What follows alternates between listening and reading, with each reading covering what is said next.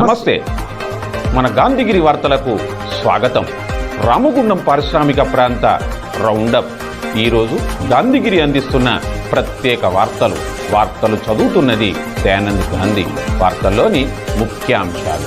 గోదావరిలో కాంగ్రెస్ శ్రేణుల వేడుక, కార్మిక యూనియన్ నేతల ప్రెస్ మీట్, ప్రగతిలో సేవా కార్యము, వివరాలు. ఈ రోజు గాంధీగిరి వార్తలను సమర్పిస్తున్నది శ్రీకాంత్ కంటి దవాఖానా. కోల్బెల్ కు కంటిపాప, అన్ని వర్గాలకు వెలుగు కిరణం. డాక్టర్ శ్రీకాంత్ సారథ్యంలో వైద్య సేవల్లో శ్రీకాంత్ కంటి దవాఖానా. ఏప్రిల్ 15 నుండి ప్రతి గురువారం ఉచిత వైద్య నేత్ర శిబిరం. కంటి పొరకు ఆపరేషన్ 5,000 రూపాయలకే చేయబడును. లక్కం భిక్షపతి కార్యనిర్వహణలో శ్రీకాంత్ కంటి దవాఖానా, లక్ష్మీనగర్, గోదావరికని. Phone number 8074911632.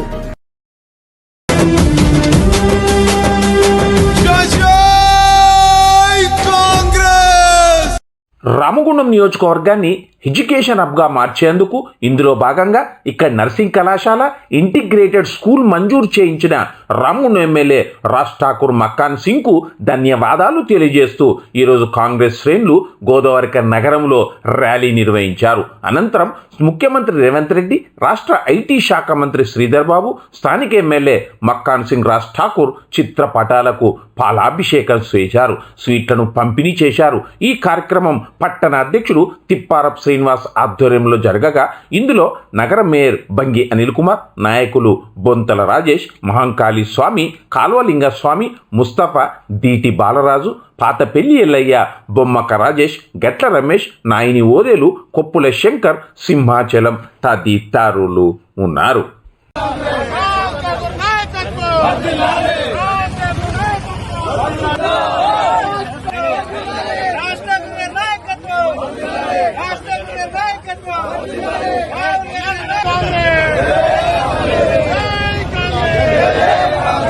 మన ఎమ్మెల్యే గారు మక్కాన్ సింగ్ రాజ్ ఠాకూర్ గారి ఆధ్వర్యంలో శ్రీధర్ బాబు గారి సహకారంతో ఈరోజు మనకు నర్సింగ్ కాలేజ్ శాంక్షన్ అయిపోయింది. అలాగే ఇంటిగ్రేటెడ్ స్కూల్ కూడా మన రామగుండంలో వచ్చేసింది.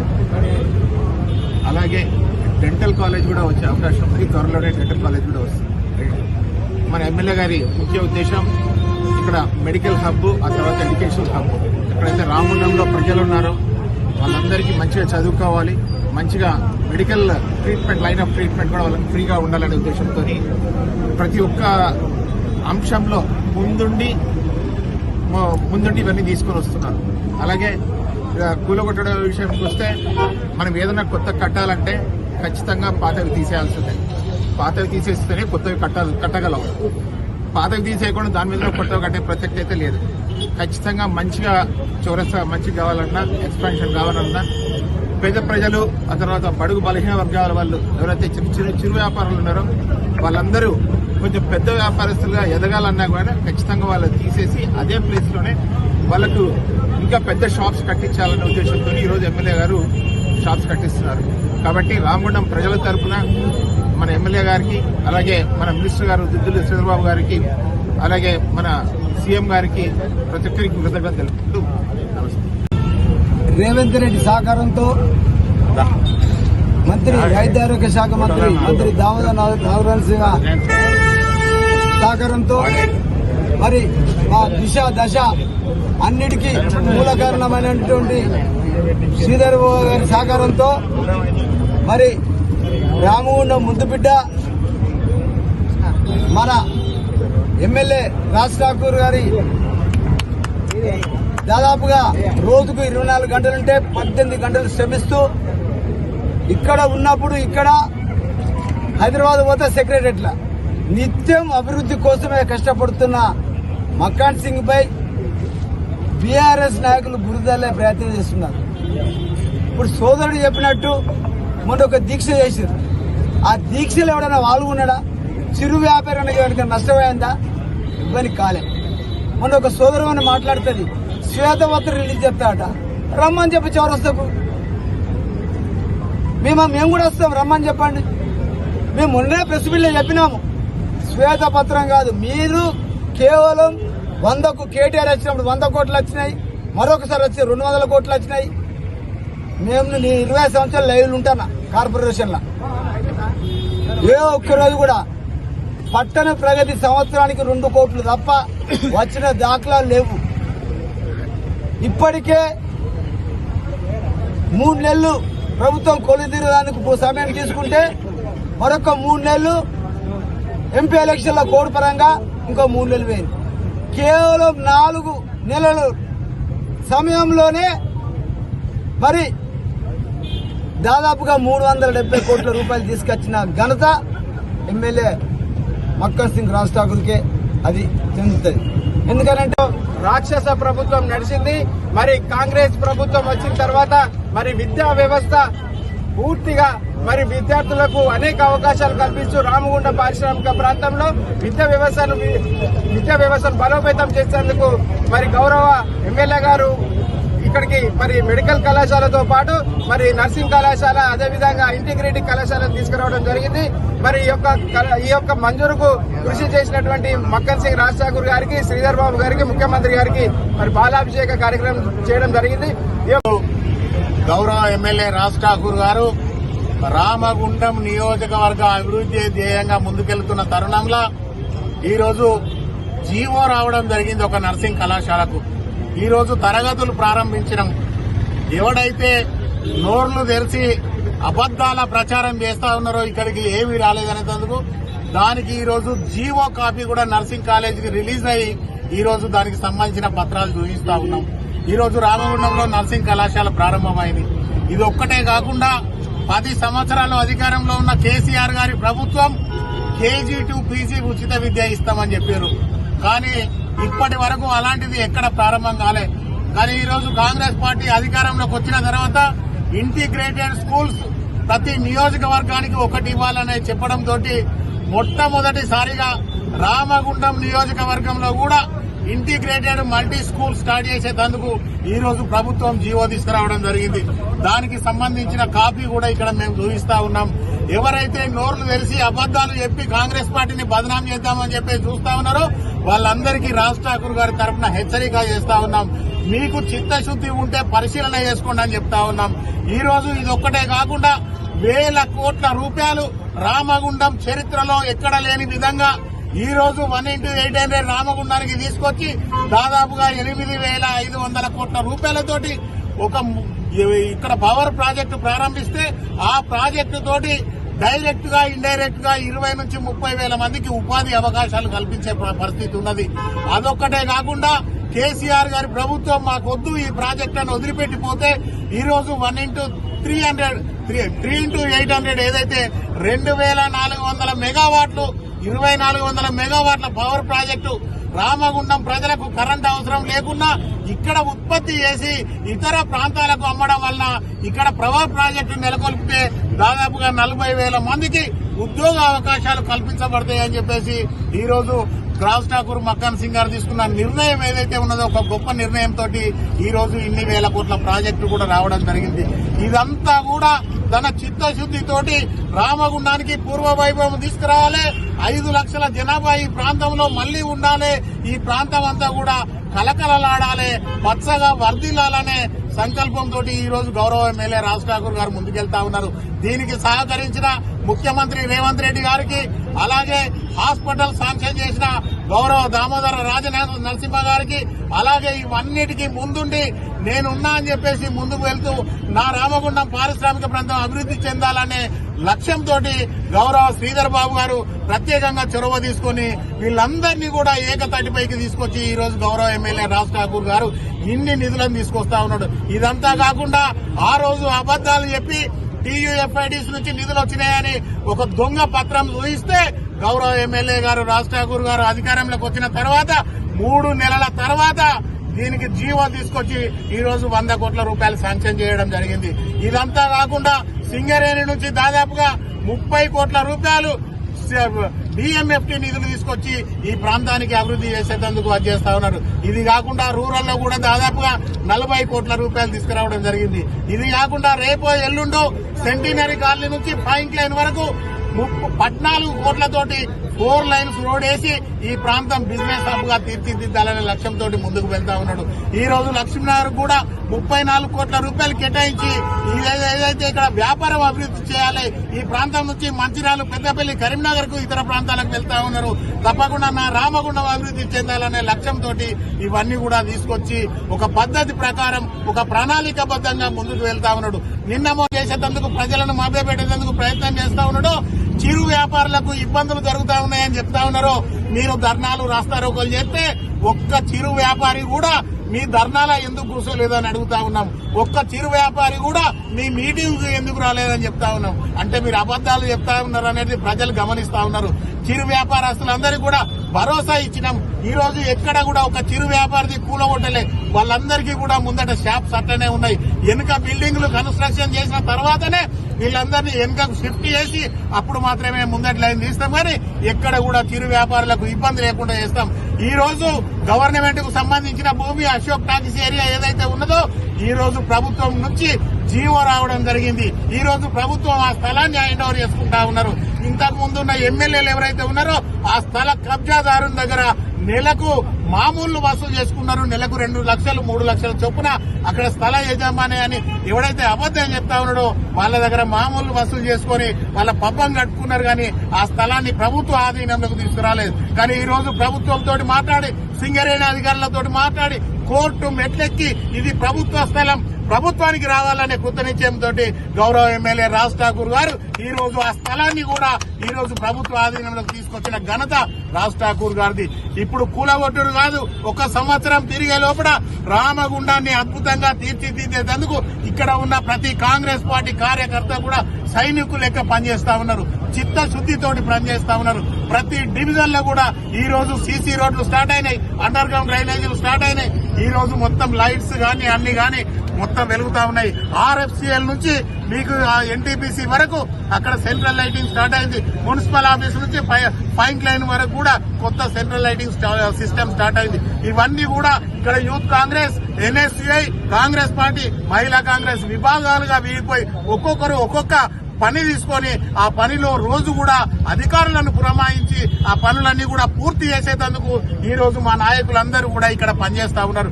ఇక్కడ వచ్చిన ప్రతి వాళ్ళు కూడా ఒక్కొక్కరు ఒక్కొక్క విభాగాన్ని తీసుకొని ఈ రోజు రాజ్ ఠాకూర్ ఆదేశాల మేరకు ముందుకు పోతా ఉన్నారు.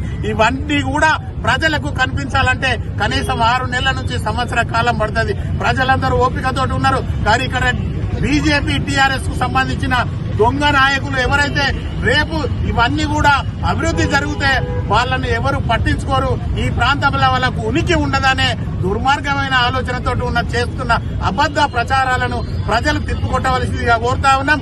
ఇంత మంచి నర్సింగ్ కళాశాల గాని, ఇంటిగ్రేటెడ్ స్కూల్ గాని ఇవన్నీ తీసుకొచ్చి ఈ ప్రాంతాన్ని అభివృద్ధిలోకి తీసుకెళ్లేందుకు ప్రయత్నం చేస్తున్న గౌరవ ఎమ్మెల్యే గారికి కాంగ్రెస్ పార్టీ పక్షాన, రామగుండం ప్రజల పక్షాన ధన్యవాదాలు తెలియజేస్తూ, అన్నా మీరు చేసే ప్రతి కార్యక్రమానికి మేమందరం కూడా కదం కదం తొక్కి మీ అడుగులో అడుగు వేసి రామగుండం అభివృద్ధి ధ్యేయంగా ఇక్కడ ఉన్న ప్రతి కాంగ్రెస్ పార్టీ కార్యకర్త కూడా ముందుకు వెళ్తాడని ఈ సందర్భంగా తెలియజేస్తూ, ఇంత మంచి కార్యక్రమాలను తీసుకొని ఇన్ని వేల కోట్ల రూపాయలు తీసుకొస్తున్న మీకు రామగుండం ప్రజలు నిరంతరం మీకు బాసటగా ఉంటారని తెలియజేస్తూ, ఇంకా మంచి మంచి ప్రాజెక్టులు తీసుకురావాల్సిందిగా కాంగ్రెస్ పార్టీ అలాగే రామగుండం ప్రజల పక్షాన కోరుతూ మీకు ధన్యవాదాలు తెలియజేస్తా ఉన్నాం.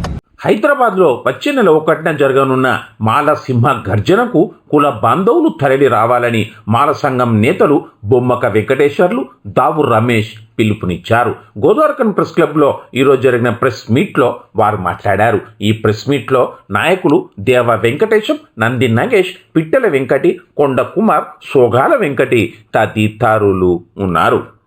గత 30 సంవత్సరాలుగా మేము దళిత ఉద్యమాలు, ఐక్య పోరాటాలు, అంబేద్కర్ సంఘం ద్వారా ఎన్నో కార్యక్రమాలలో పాల్పంచుకున్నాం. అప్పుడు అహోరాత్రులు నిద్ర లేకుండా శ్రమించి మేము చుండూరు, కారంచేడు వంటి దళిత ఉద్యమాలలో పాల్గొని కలెక్టరేట్ ముంగట కూడా ఆర్మూరు లచ్చన్న, బొట్టె వెంకటస్వామి అనేటువంటి వ్యక్తులను మహా దారుణంగా అగ్రకులాలు అత్యాచారాలకు గురి చేసినప్పటికీ మేము పాటలు పాడుతూ శాంతంగా మాల మాదిగలం కలిసి పోరాటాలు చేస్తే ఈరోజు కరీంనగర్ జిల్లాలో ఆనాడు ఈ రామగుండం పారిశ్రామిక ప్రాంతము ఒక కేంద్ర బిందువుగా నడిచేది. దళితుల ఉద్యమాలంటే మామూలుగా జరగాలి. అలాంటి ఉద్యమాలు చేయడం వల్లనే ఇవాళ మంచి స్వేచ్ఛగా జీవిస్తున్నారు మాల మాదిగలంటే.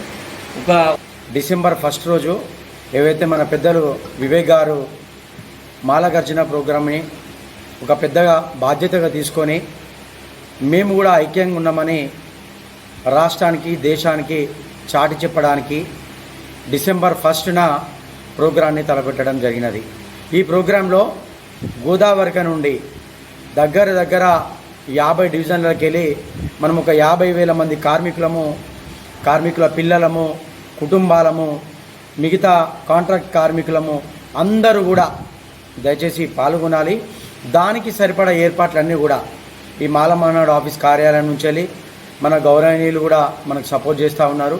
వారి సహకారంతో మరి వివేక్ గారి సహకారంతో ఇక్కడ ఉన్న town president, district general secretary, district president, senior మాలమానాడు నాయకులు అందరూ కూడా అవన్నీ అరేంజ్ చేస్తున్నారు. దయచేసి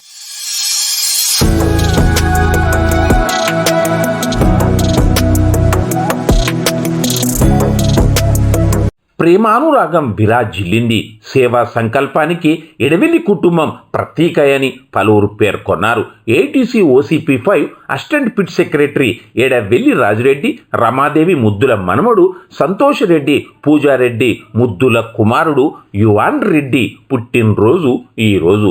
ఈ సందర్భంగా తాతయ్య, అమ్మమ్మ మనవడికి మా కార్య కానుకను ఇచ్చారు. జ్యోతి గాంధీ ఫౌండేషన్ నిర్వహణలో గోదావరికంలోని ప్రగతి నిస్సాయిల ఆశ్రమంలో పిల్లలకు పాకెట్ మనీని, మహిళలకు బియ్యాన్ని అందించారు. ఈ కార్యక్రమంలో పలు పక్షాల బాధ్యులు దేవదాస్, అశేష్ రెడ్డి తదితరులు ఉన్నారు.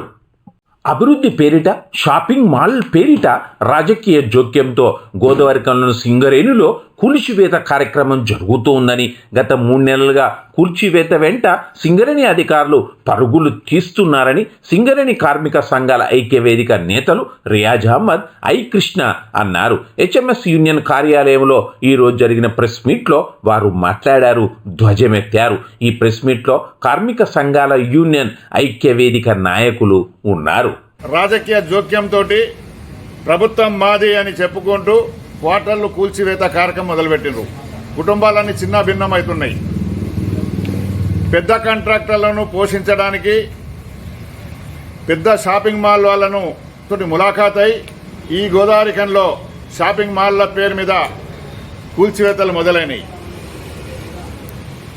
షాపింగ్ మాల్స్ అవసరం లేదు. షాపింగ్ మాల్స్కు వ్యతిరేకంగా దేశంలో కూడా అక్కడక్కడ ఉద్యమాలు జరిగినాయి. ఆ షాపింగ్ మాల్స్ రావడంతో లక్ష్మీనగర్ గంగలు కలిసిపోతుంది. బిజినెస్, చిరు వ్యాపారస్తులు నాశనం అవుతారు. మన సింగరేణి సూపర్ బజార్ బంద్ అవుతుంది.